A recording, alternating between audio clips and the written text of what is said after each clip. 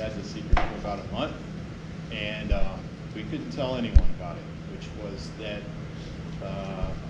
the deal was being brokered, the lawyers were going through all the language with the fine-tooth comb, but we had come to an agreement with Microsoft for Microsoft to purchase our base model. This way is best in breed for inclusion there, and of course you know our story, you all know our story. We have full out-of-the-box integration, we always have, with AX and with D365, and so this was really exciting to us. When this happened,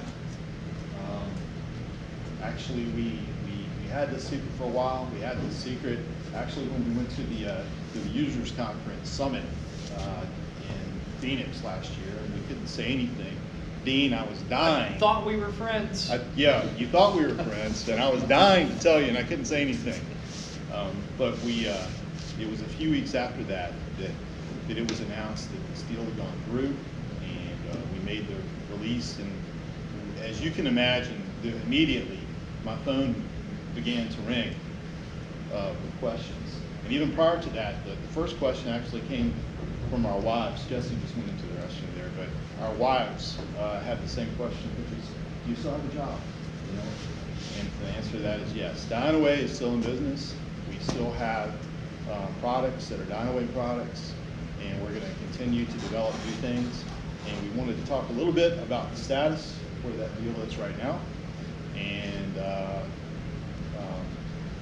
covering a lot of the questions that we've gotten concerning this. So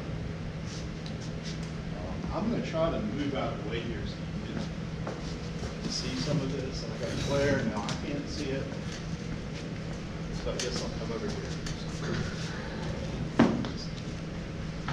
So we had this announcement. It came out in November of 2018, about 6 months ago, and our techies and the Microsoft techies have been working together, and we've been communicating, and Rajeet has been key in that. He was going to speak today, but he had some problems getting here. And in summary, these are our short-term expectations about this product that's going to be coming out. Initially, what we're seeing is there are going to be very few functional changes. Essentially, and this will not immediately affect you, but for when this product comes out here in the next year, essentially the Dynaway product that people are used to is going to be the Microsoft product in the short term. Or if I speak out of turn in any of this, you just correct me. So there will be some changes in terminology, actually quite a few changes in terminology. So some of those Dynaway terms that you're used to are going to be going away, and we're going to have new terms, and I'll show you some of that. And there might be a little bit change in look and feel with the product, and that'll be a little bit new for you as well. And there's going to be a new name. We're all used to EAM, Enterprise Asset Management. That is being changed. New name is going to be Asset Maintenance.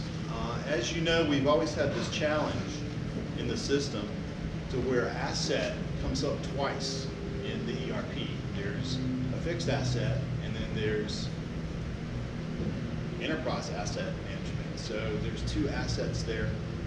We haven't completely solved this problem, and that's one of the reasons, by the way, that we use that term object rather than asset in our software. But this term is going to be going from EAM to AM. That would be a little new for us. And there's all kinds of new terminology here. And I have a couple of slides on this. I'll kind of let you look at some of these. But I would just point out that this word maintenance is going to get used a lot in the new terminology, the new drop-down menus and everything. A lot of the Dynaway terms now have the word maintenance in there. Another key word that you're going to see in some of these, like in all these terms, is life cycle. That's going to be incorporated into some of the things that we're doing there. Again, you see all the changes here. Dynaway on the left, Microsoft on the right. adding that word maintenance to a lot of things. And it's kind of interesting. It's going to be a little bit of a transition and something to get used to here. Long-term expectations will be a little bit different. There are going to be new functionalities, and there's going to be integrations and use of other D365 tools and concepts. I think really this is going to give Microsoft the opportunity to do some things different that really it was beyond Dynaway to do. I'm thinking like perhaps one of those things, we were talking about metrics. You mentioned, I think, OEE, you know, and something that we see in RFPs is that there's, you know, in business analysis, there's all different kinds of measures for productivity, and it answers the question, when do you want to replace a piece of equipment? When do you want to retool this line, right? Economically, when is it going to make sense? Well, maintenance cost is one of the things that you would look at for that, right? But you would also look at other things like the cost of the new equipment, your capitalized cost of the old equipment, installation cost, disruption to your production, all your sale prices for your product that you're producing. All of this would factor in. So we've never had a robust measure to answer those questions.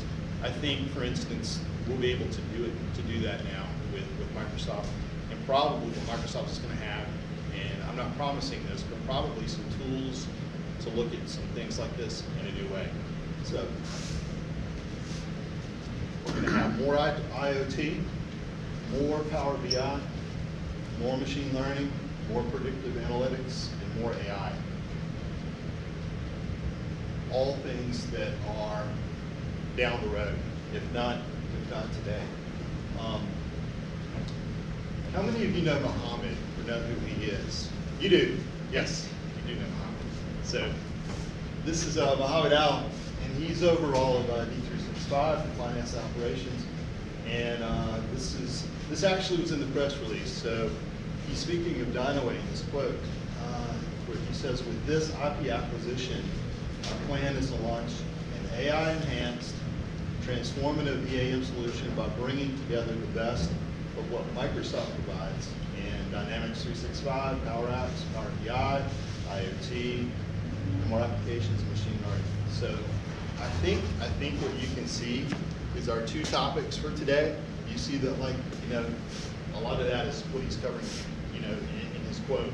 This is the trajectory for D365 and therefore for EAM as well, or AM, Microsoft AM. So interesting stuff. Just as a thought, if I may. Yeah. I think it's worth also highlighting from a Microsoft perspective, we don't try to think of it so much as siloed business applications anymore, or siloed modules. We try to work very hard to provide a solution to companies. So, you know, your IP, great. It fits in a whole host of scenarios and use cases that we're looking at. And you had that slide that had all of those elements on there. Yeah. But there's a lot of activity going on around this whole connected world for us.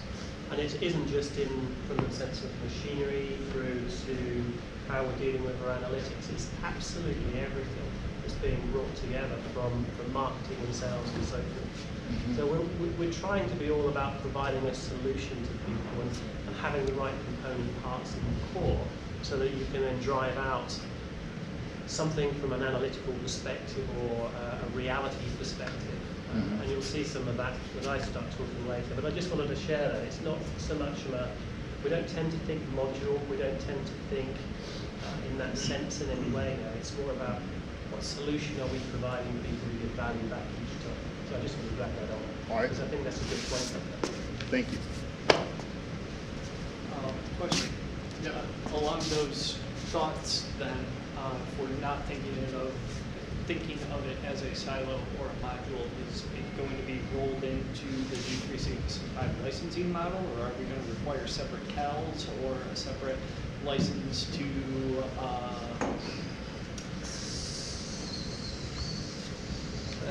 Can we have that conversation in June? Because we certainly can. so That's been kind of my burning question since there's hearing of the there's a acquisition. host of announcements coming. Okay. So we're doing a lot of work around trying to improve our licensing where our business applications are concerned. And EAM, there's a heading, has to fit into that licensing model anyway. Sure. And there's a project on the go at the moment that hasn't quite got to the end yet as to how do we bring that in. Does it automatically go in?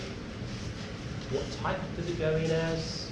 What user breaks does it go in as? Does it go in as an add-on? All that is being worked through at the moment by a particular team.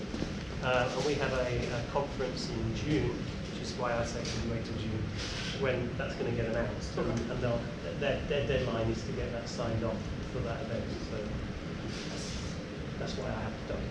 Yeah, no problems. I just, when I hear ideological things, I like to ask, okay, what's the practical application of that, and what does that mean when you put it on the table? Yeah, and that's, if you look at it from our licensing, we've tried to do this in the past through our unified plans, to try and bring things together, but it's all about timing as well. Sure. You've got a range of applications that are being, every release, being brought closer and closer together. The look and feels, the object models, how they go through to the common data model, everything is being brought closer and closer together. And that journey continues. So it starts off with the unified plans, it starts off with our object models, and that whole thing just keeps going for us. I didn't seem to hear the word open source as part of that speech. That's correct. Okay. Yeah, we'll have that conversation later. I'm glad you're here to answer that question. I'll skip over my slide that said Microsoft was going to cut the prices by 50% across the board. Is that camera on? Is that recording? Yeah. So these are some questions that we've had. For you, you're not on D365 right now, but these are especially relevant if you were. But I think it's relevant for everybody just to kind of know how this is going to work. Do you have to upgrade now? No. But when you're ready, you can. So there's no one who's going to force you to do that in the short term. We'll talk a little bit about our plan for supporting our legacy Dynaway EAM customers. When will this happen? The expectation that we gave when this was announced that Microsoft is going to come out with their version sometime between October of this year and October of next year. We said 12 to 24 months. We tend to think, this is when we're going to turn off the recording device, we tend to think that it might be closer to the 2019 date than the 2020. So our initial offering is going to be in the product fully from the October release of this year. Yeah. And it will go into previews. This is where I need RJ really to confirm, but I think it's already, we've gone into private, and I think it will go into public in June or July from a few customers. Don't think any of you are on the subscription model right now. But basically, we're going to continue with our legacy customers that we have on Dynaway EAM. We're going to continue to support them. So we kind of skip through that one. It's not completely relevant to you. One point we would like to make, the question here, what about the mobile client and all the other modules? Microsoft is only purchasing the core EAM module built into D365. So that's the piece that functionally and from the user aspect sits inside of the ERP. Our mobile client and all those modules, so that would be things like service portal, planning board, ASM, offline inventory. I'm not sure what all of you have that's relevant to that, but all of those modules are going to continue to be Dynaway products. And we just, there's kind of like the Dynaway solution stack is built on top of EAM, and so it's just that EAM piece that is going to Microsoft. The other modules and everything that we built as part of our mobile client will continue to be Dynaway products. Are you going to continue to support EAM? If so, for how long? We're going to continue to support EAM is the answer there. And we have not set a sunset date for Dynaway EAM.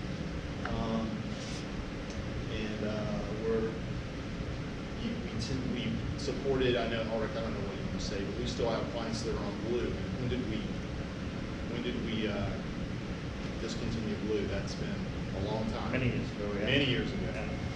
So that's not something that I think you really need to worry about. Customer care, there will be inclusion for the EAM-based module there.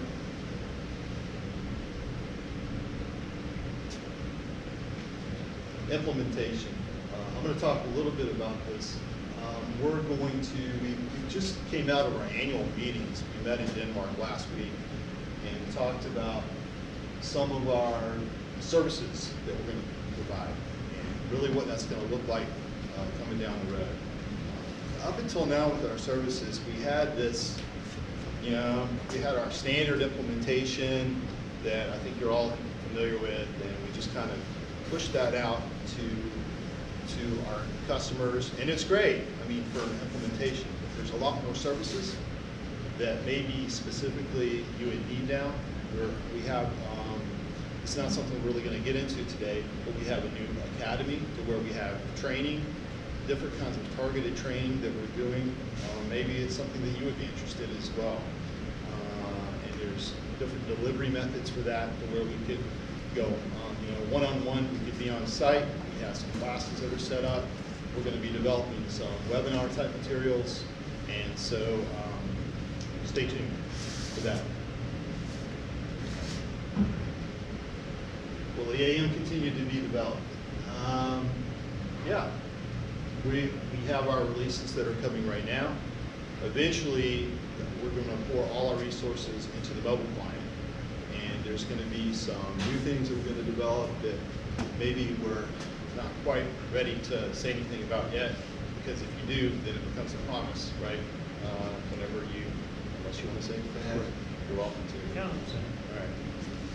But we're gonna continue to develop our mobile client. Maybe we're not doing it now, but we've thought about doing something specific for industries.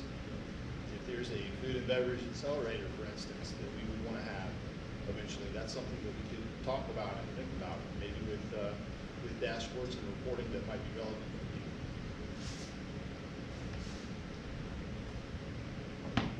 you.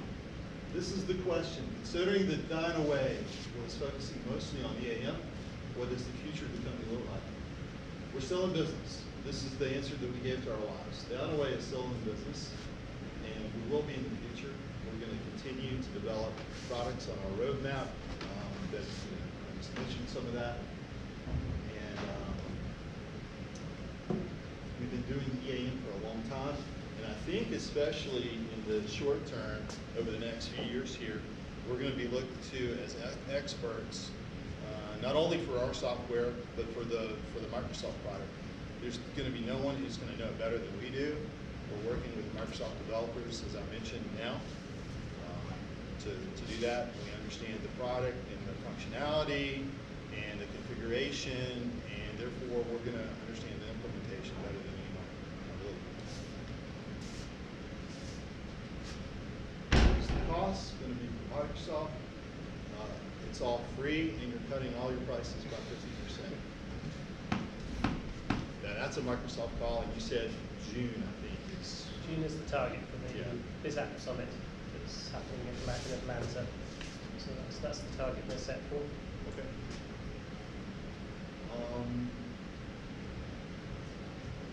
You may be wondering this. What's up, Dynaway? If we don't need any additional modules now, and the core functionality is enough, The answer to that is that we've released EAM over 10 years ago. We're continuing to develop new products for you. That's our focus is going to be on our customer base. That's the reason that you're here today. And we will have new stuff that's coming out. And so it's going to be worth having this relationship with us, even when you do go to Microsoft AM eventually. This is about customizations, and the answer to that is no. If you have customizations, and it's not something, I don't know that any of you have customizations. It's not something we've done often, just because our software tends to be highly configurable, and it's not a big need area.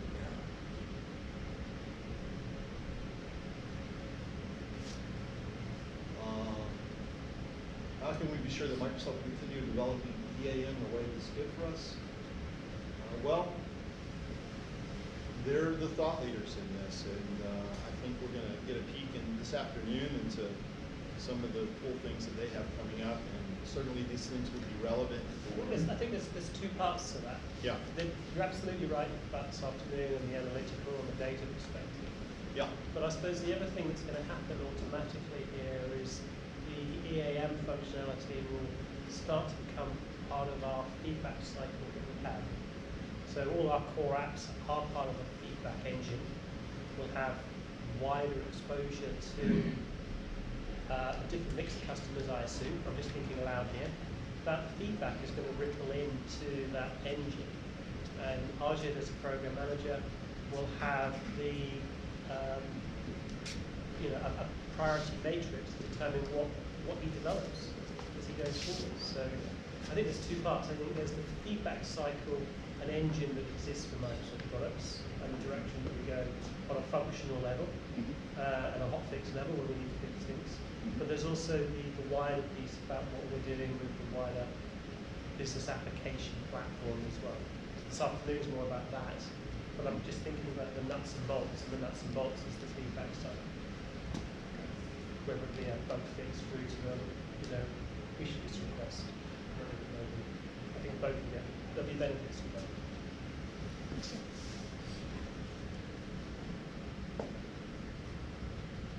Has Microsoft made Dynaway hit the brakes on releases while they vet the code? No? No, we're still releasing now, and that we have that release schedule that we've always had with the 2 major releases a year and 2 minor a year, and so we're sticking to that right now. Last question is about paperwork. Do we need new paperwork for this? This is not relevant to this group, I realize now. It's going to be a different deal for you when you go to D365, but everything is good with paperwork with us now with the US. So that brings us to the end. Are there any questions about that? Anything?